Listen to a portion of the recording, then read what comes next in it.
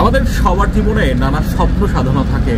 সেসব স্বপ্নের পথে, সেসব সফলতার পথে থাকে নানা প্রতিবন্ধকতা, নানা সংকট, নানা সমস্যা। সেই সব সংকট, সমস্যা, প্রতিবন্ধকতা কাটিয়ে কিভাবে জয়ের হাসি হাসতে হয় সেই কথা বলতে চাই। মানে এরকম অবস্থা, সমুদ্রের ছোট্ট একটা তরি নিয়ে আপনি হাবুডুবু খাচ্ছেন। ঠিক তখন যখন আপনি মরে যাবেন ভাব, তখন আপনার আশেপাশের এক শ্রেণীর লোকজন বা সোশ্যাল মিডিয়াতে একটা অংশ আপনার এত আলোচনা, এত সমালোচনা, এত নেতিবাচক মন্তব্য করতেছে যে আপনি সেখানেই হারিয়ে যাচ্ছেন, সেখানেই ধূলিসাৎ হয়ে যাচ্ছেন। কিন্তু ভয় পাবেন না। ঠিক সেরকম নেতিবাচক চিন্তার মানুষের পাশাপাশি এক শ্রেণীর ইতিবাচক মানুষ আছে যারা চায় যে মানুষ সমস্যায় পড়লে, মানুষ সংকীর্ণতায়, প্রতিবন্ধকতায়, জটিলতার মধ্যে পড়লে তারা যেন উঠে সামনের দিকে এগিয়ে আসে, সেই সুন্দর মানসিকতার তারা চর্চা করে। তারা চায় মানুষ সফল হোক, মানুষের স্বপ্ন পূরণ হোক। তো তাদের সেই চিন্তা, এই নেতিবাচক চিন্তায় হারিয়ে যাওয়ার কিছু নাই।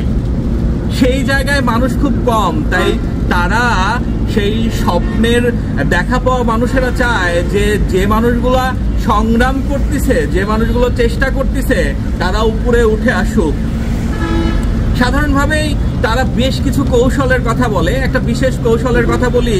তারা বলেছেন যে এরকম সমস্যায়, এরকম আঘাতের সময়, এরকম মানে বিপর্যস্ত অবস্থার মধ্যে একটা কৌশল খাটাতে হবে।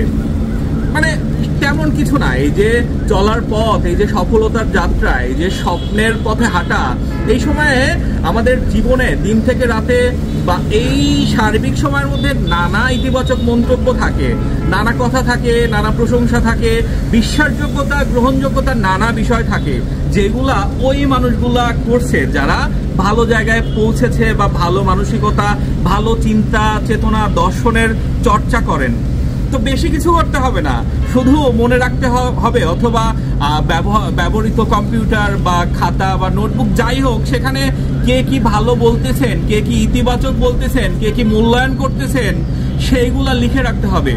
যখন ওই যে আঘাতগুলো আসবে, যখন ওই তীক্ষ্ণ তীরগুলো আসবে, যেগুলো আপনাকে কাবু করে ফেলতে চায়, যেগুলো আপনাকে ধূলিসাৎ করে দিতে চায়, যেগুলো আপনাকে ওই সমুদ্রে ডুবিয়ে দিতে চায়, তখন ওই যে বিষয়গুলো তখন আপনি মাথায় নিলেই কিন্তু আপনি আবার আপনার যে স্বাভাবিক গতি, স্বাভাবিক প্রক্রিয়া, সেখান থেকে এগিয়ে যেতে পারবেন। এই বিষয়টা মাথায় রাখতে হবে। তাদের নিয়ে হতাশ হওয়ার কিছু নেই। তারা উঠতে পারতেছে না, তারা সামনে এগোতে পারতেছে না, তারা এর জন্য চায় যে কেউ সামনে এগোতে না পারুক, কেউ তাদের স্বপ্নের পথে, সফলতার পথে, প্রাপ্তিতে পৌঁছাতে পারুক, এরকম তারা চায় না, কারণ তারা সেখানেই মজা পায়। আর যে আরেকটা অংশ যারা চায় আপনার স্বপ্ন পূরণ হোক, আপনি প্রাপ্তিতে আসেন, তারা কিন্তু সেইখান থেকে সব সময় আপনার মঙ্গল, আপনার কল্যাণ কামনা করে। সেইখানে মানুষ কম। এই বিষয়টা আমার মনে হয় কাজে দেবে। ধন্যবাদ।